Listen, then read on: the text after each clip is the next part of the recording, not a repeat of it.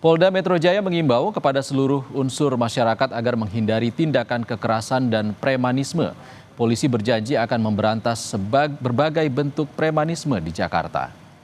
Masyarakat tidak perlu khawatir, kita sama-sama berkomitmen, Bapak Kapolda Metro Jaya berkomitmen akan memberantas segala bentuk premanisme.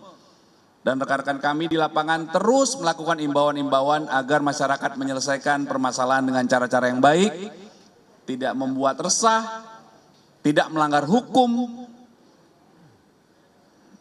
dan apabila terjadi pelanggaran hukum pasti kami akan proses, ya. Itu komitmen dari Polda Metro Jaya. Apa yang membuat kelompok massa bersenjata tajam masih berani beraksi di Jakarta dalam kasus rebutan menjaga lahan? Bagaimana polisi harus menindak kelompok-kelompok seperti ini? Kita bahas bersama Guru Besar Universitas Bhayangkara Hermawan Sulistyo yang akrab kami sapa Prof. Kiki. Selamat sore. Prof. Kiki, apa sebenarnya yang membuat kelompok-kelompok seperti ini tetap ada di Jakarta? Ini kisah sudah lama sekali ya, apalagi di daerah Kemang. Saya dulu berkantor di daerah Kemang selama beberapa tahun, jadi ini udah biasa aja, pemainnya juga semua udah rata-rata kita udah tahu lah. Cuman generasinya kan berganti. Yang generasi tua itu udah outgoing generation, udah nggak ada lagi, tapi problemnya tetap sama. Kenapa? Kemang itu menjadi daerah dengan nilai tanah itu meningkat terus karena kawasan itu menjadi kawasan mungkin bukan kawasan elit tapi elit kan, tidak elit sekali tetapi kawasan elit. Artinya apa? Ada sumber daya finansial di situ yang diperebutkan. Dan kalau kita lihat dari masa-masa di situ penguasanya kampung Betawi dalam tanda petik, lalu ada penguasa-penguasa Arab di situ juga, sebagian Cina, sebagian itu tidak bisa diselesaikan dari dulu sumbernya ya. Nah, tinggal nunggu triggernya apa? Trigger itu pemicunya. Nah, kalau sekarang kan pemicunya rebutan pengawasan lahan, itu juga semua orang tahu siapa mengawasi apa, di-backingi oleh siapa. Nah, problem polisi adalah ketika backing-backingan ini berkaitan dengan instansi lain atau bahkan sekarang ini dengan partai-partai politik, dengan ada kaitannya dengan kekuatan politik, menjadi serba salah polisinya. Gitu. Oke, Prof. Kiki, sorry, maksud Anda membackingi ini siapa yang di belakangnya? Ya banyak, yang bermain di situ kan banyak. Ya Anda sekarang begini aja ya, tanah-tanah di situ itu sebagian dimiliki oleh berbagai yayasan tentara, sebagian lari ke polisi, sebagian lari ke Satpol PP. Orang udah terbuka kok, tahu semua kayak begitu. Persoalannya adalah bagaimana menyelesaikan ini tanpa gejolak yang lebih besar. Itu yang dilema yang dihadapi oleh polisi gitu. Kan nggak mungkin nabrak tahu-tahu di belakangnya ada tentara, ada itu kan. Jadi sangat hati-hati. Dari dulu. Saya berkantor di Kemang situ dulu.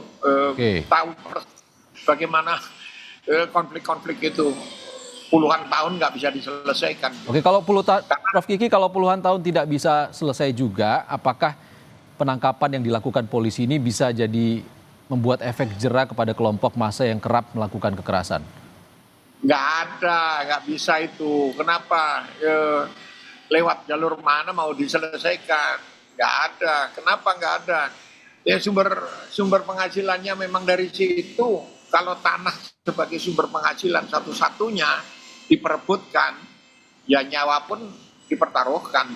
Jadi jangan bermimpi lalu bisa selesai selama tidak ada jalan keluarnya. Contoh, kalau para preman itu tidak punya penghasilan selain menjaga tanah, ya carikan dulu jalan keluarnya. Jalan keluarnya supaya dia tidak mendapat pemasukan dari tanah yang di situ, tetapi ada penggantinya.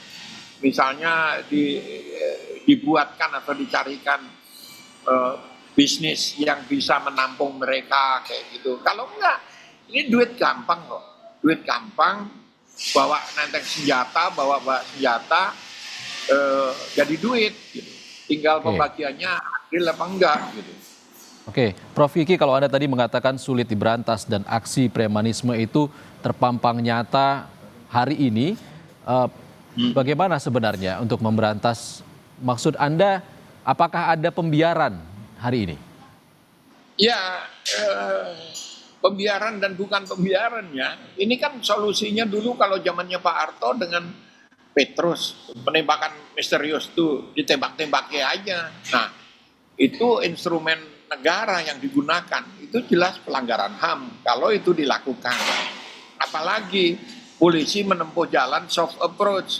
Begitu soft approach, nggak bawa senjata, mau misahin orang dengan senjata, meskipun kalau saya lihat filmnya, fotonya, senjata ya, yang digunakan itu bukan senjata api, ya, itu senjata angin, senapan angin, tetapi dari kaliber besar 4,5. Kalau kaliber 4,5 pakai senapan angin, nembak dalam jarak tertentu, mati juga orangnya gitu.